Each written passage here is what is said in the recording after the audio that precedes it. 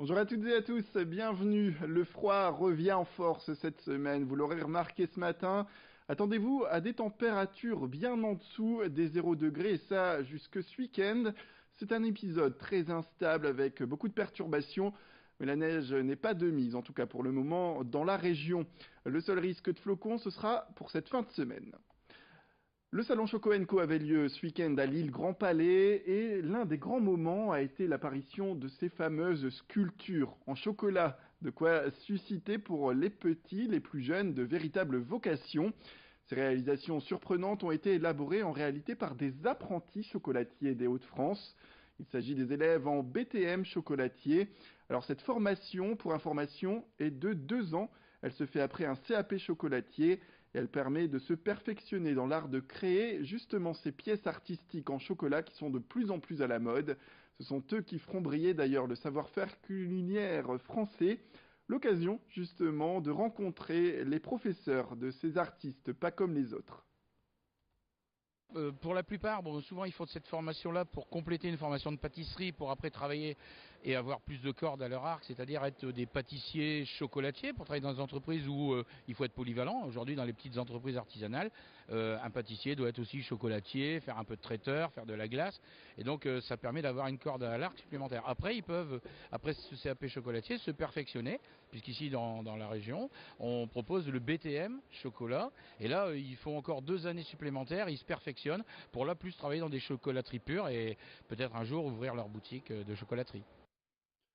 Après le match contre le PSG samedi, les Lillois se sont inclinés 3-0, rien de plus normal me direz-vous. Les Dogs sont donc 18e au classement. On est bien loin du top 5 espéré en début d'année par l'ancien entraîneur Marcelo Bielsa. L'ancien entraîneur qui demande aujourd'hui près de 19 millions d'euros au club pour son licenciement.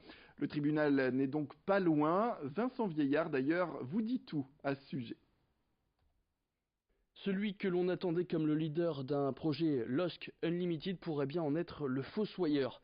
Après des résultats loin d'être au niveau espéré, à savoir 18e de Ligue 1 au moment des faits, Marcelo Bielsa a été licencié le 15 décembre dernier, bien loin donc de l'objectif des 5 premières places qui avait été annoncé l'été dernier. Après cette rupture, Marcelo Bielsa avait demandé le versement de tous les salaires qui lui étaient dus jusqu'à la fin de son contrat, à savoir juin 2019.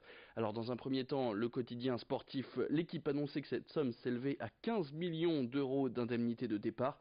Mais ces derniers jours, on a appris que cette somme pourrait être encore plus folle, 18 600 000 euros, soit 13 600 000 euros d'indemnité de départ, plus 5 millions d'euros de préjudice. Il faut dire que le clan argentin avait sécurisé au maximum la position de l'entraîneur du côté de Luchin. Toujours d'après l'équipe, il y avait en fait eu un pré-contrat rédigé avant l'arrivée de Marcelo Bielsa au LOSC et où on peut y lire, je cite, « Si le club décidait de rompre ou de résilier le présent contrat avant son terme, il devra l'indemniser par le paiement de toutes les quantités prévues dans celui-ci pendant la durée en vigueur précisée. » Mais le club lillois peut espérer que ce pré-contrat ne soit pas retenu par les instances, puisqu'il semblerait en fait que la LFP, la Ligue de foot professionnelle, n'ait jamais eu connaissance de ce document. Autre moyen de défense pour Gérard Lopez, un moyen de défense toujours aussi léger. Il peut espérer que les prud'hommes ne retiennent le licenciement pour faute grave, ce qui permettrait aux Dogs en fait de ne pas verser la somme demandée par Marcelo Bielsa. Mais pire encore, pour les Lillois, l'entraîneur argentin pourrait aller plus loin et serait prêt à aller devant les tribunaux. Son objectif, en fait, c'est de faire constater l'absence de paiement de la somme qu'il réclame. Et si la justice venait à donner raison au technicien argentin, le LOSC serait contraint de le payer. Une très mauvaise nouvelle pour des Lillois déjà interdits de recrutement et dont les comptes sont dans le rouge, malgré la vente de Martin Terrier cet hiver à Lyon.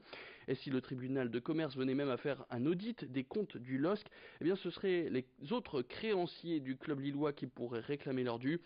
Toujours selon l'équipe, des clubs comme Angers et Saint-Etienne n'auraient pas encore été payés pour les transferts de joueurs comme Kevin Malcuit ou encore Nicolas Pepe. Bref, un effet domino qui pourrait bien se lancer donc avec Marcelo Bielsa et qui pourrait aller jusqu'à causer une relégation administrative pour le LOSC à la fin de la saison, comme l'avait subi Bastia en fin d'année dernière. Les NAC, les nouveaux animaux de compagnie, sont nommés ainsi depuis les années 80. Ils désignent tous les animaux de compagnie en dehors des chats et des chiens. On va même jusqu'aux araignées, donc c'est dire l'étendue de ces races d'animaux. Aujourd'hui, ils n'ont plus rien de nouveau, mais leur nombre, en tout cas, a largement augmenté. Dans les familles, ils sont nombreux, les enfants, à avoir ce genre d'animaux de compagnie. Et il faut donc les soigner lorsqu'ils sont malades. Et pour cela, nous avons rencontré un vétérinaire à Marc-en-Barœul qui les accueille, ces animaux, avec plaisir. Voilà la belle. Ausculter un canard. Une consultation habituelle pour le docteur Pouilleul, compétent en NAC, ces nouveaux animaux de compagnie qui nous accompagnent de plus en plus à la maison comme les chats et les chiens. Aujourd'hui, ce propriétaire de canard consulte pour une atteinte parasitaire de 2 de ses pensionnaires qui vont recevoir un traitement adapté. Développer la médecine, les soins et la chirurgie des NAC, une compétence désormais indispensable pour une clinique vétérinaire. Les propriétaires ne sont plus que des propriétaires de chiens ou de chats. On a rencontré des canards, on a de plus en plus de poules, on a des reptiles qui ne sont pas forcément exotiques mais de plus en plus fréquents. Et c'est vrai qu'on a besoin d'apporter une réponse de soins adaptée à toutes leurs interrogations et à tous leurs besoins. Donc ça, c'est vraiment utile pour une clinique de s'intéresser à toutes ces espèces. Pour accompagner les propriétaires de NAC, la clinique a créé le site DocNAC. Les internautes ont accès à des fiches conseils pour chaque espèce, du cochon d'Inde à l'iguane, pour tout savoir en termes d'alimentation ou de cadre de vie. Autant d'informations pour que l'animal soit en bonne santé. On a développé en parallèle les réseaux sociaux, que ce soit Facebook ou Instagram, pour pouvoir se rendre disponible, parce que c'est pas si évident que ça maintenant de trouver les bonnes informations sur ces différentes espèces.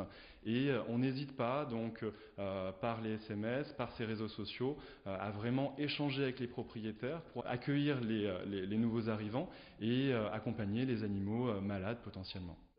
Fin de la consultation. Ce canard, lui, sera remis sur pattes d'ici quelques jours. Ah mon loulou.